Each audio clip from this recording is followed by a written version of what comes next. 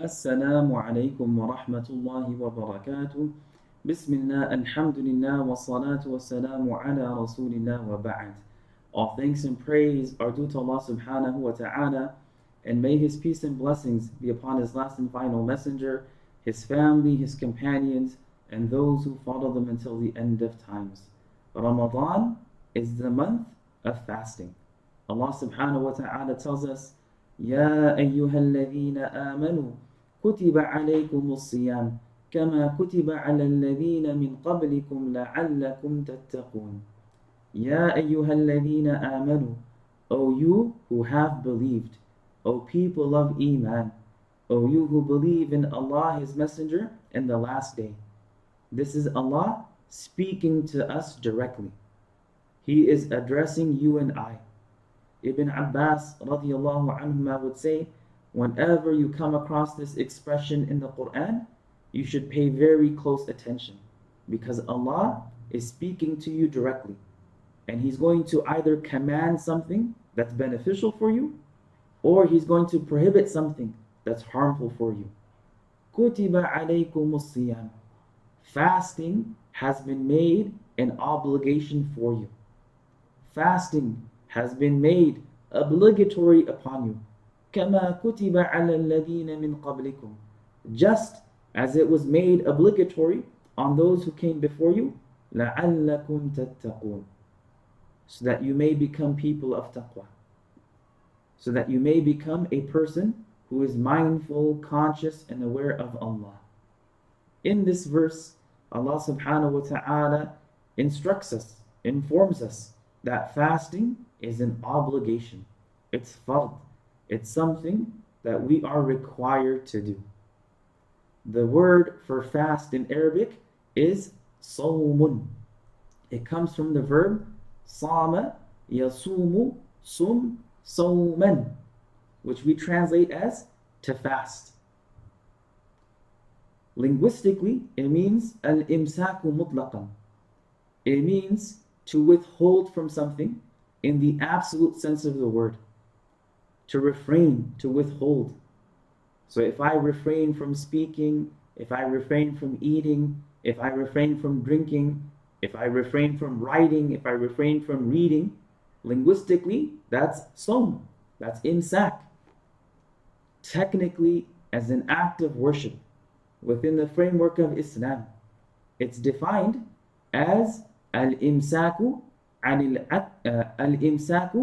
الأكل والشرب والجماع نهارا مع النية. It is to refrain from eating, drinking, intimacy during the day with the intention. That is the physical act of worship. That is the ritual devotional practice of fasting. That I refrain from eating, drinking, intimacy with my spouse during the day, which is from true dawn until sunset, with the intention of fasting. That is the physical act of worship.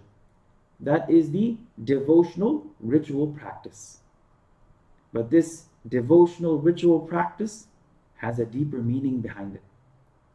It has a higher aim, a higher objective, a higher goal. لَعَلَّكُمْ تَتَّقُونَ, which is to nurture and develop taqwa.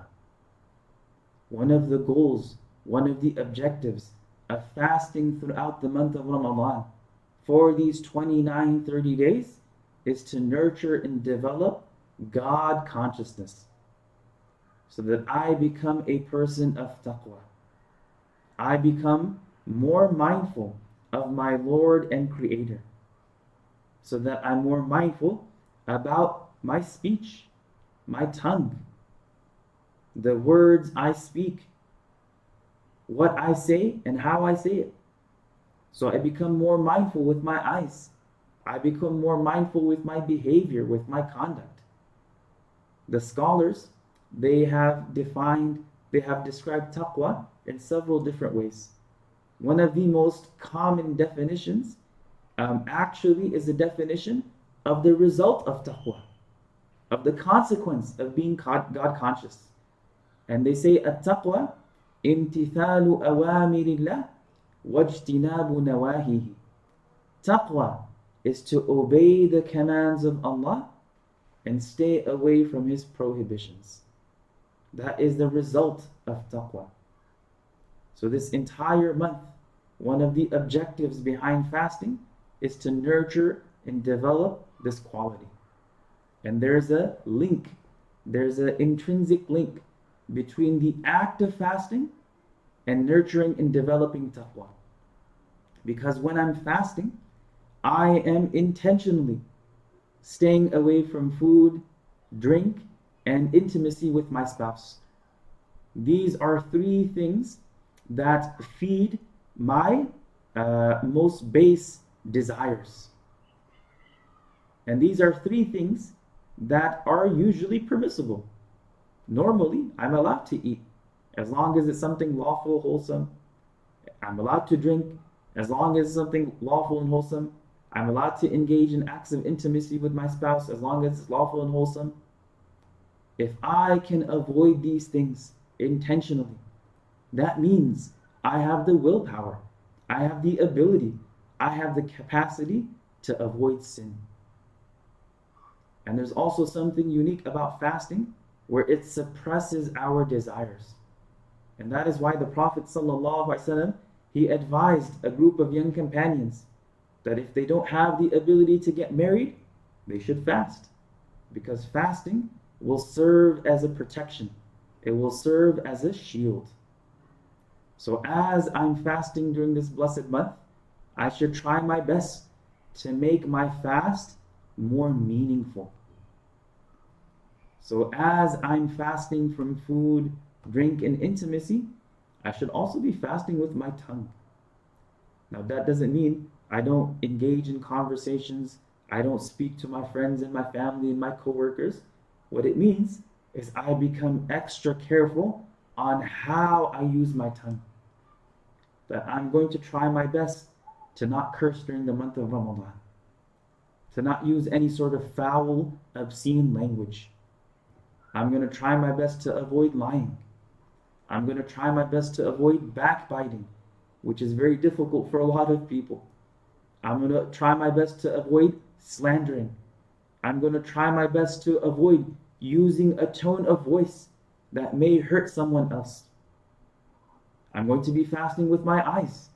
I'm going to try extra hard to lower my gaze and not look at things I'm not supposed to look at. I'm going to try my best to control and suppress my anger, to control my temper.